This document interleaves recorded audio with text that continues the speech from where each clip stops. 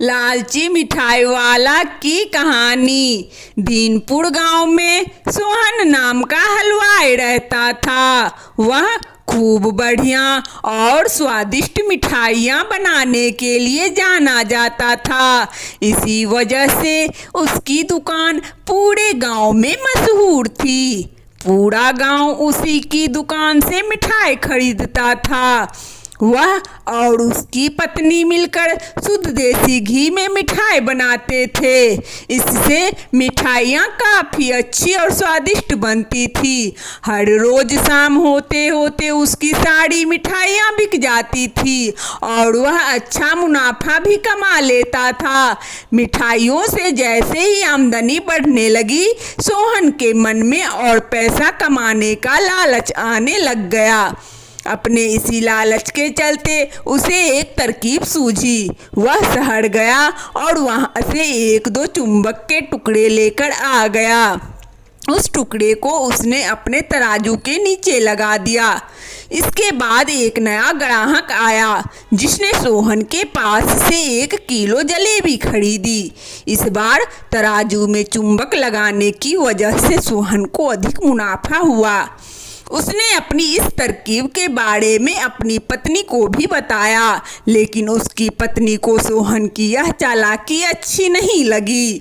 उसने सोहन को समझाया कि उसे अपने ग्राहकों के साथ इस तरह की धोखेबाजी नहीं करनी चाहिए, लेकिन सोहन ने अपनी पत्नी की बात बिल्कुल भी नहीं सुनी।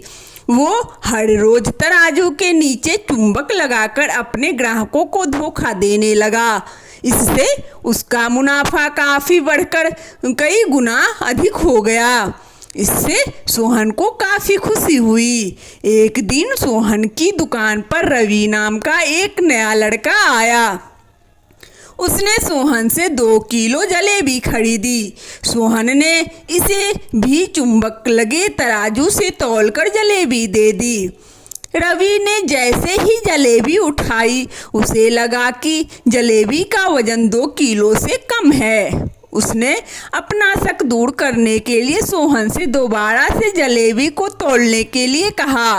रवि की बात सुनकर सोहन चिढ़ गया। उसने कहा, मेरे पास इतना फालतू समय नहीं है कि मैं बार बार तुम्हारी जलेबी ही तौलता रहूं। इतना कहकर उसने रवि को वहां से जाने के लिए कह दिया।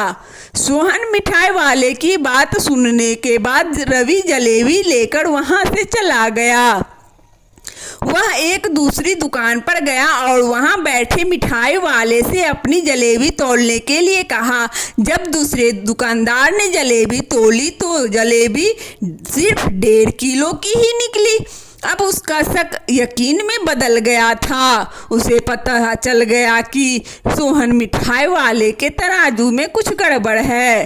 अब उसने तराजू की गड़बड़ को सबके सामने लाने के लिए खुद एक तराजू खरीद लिया और उसे ले जाकर सोहन मिठाई वाले के दुकान के पास ही रख दिया।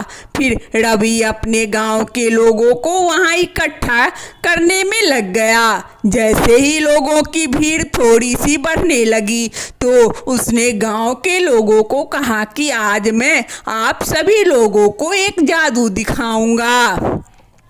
यह जादू देखने के लिए बस आप लोगों को सोहन मिठाई वाले से खरीदा गया सामान एक बार इस तराजू में तौलना होगा।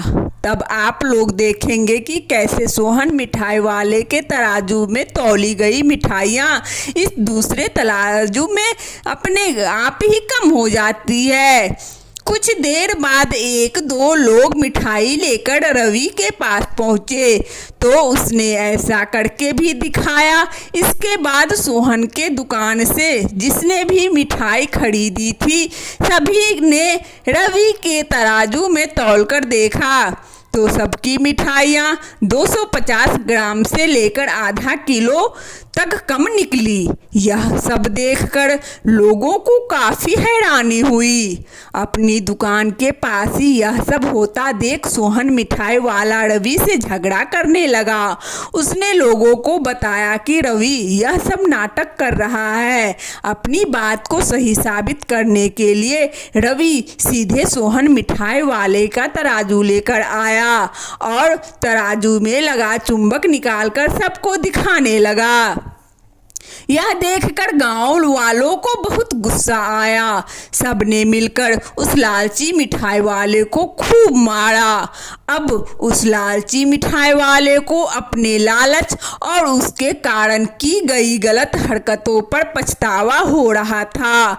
उसने अपने गांव के सभी लोगों से माफी मांगी और वादा भी किया कि भविष्य में वे ऐसी कोई भी जालसाजी नहीं करेगा।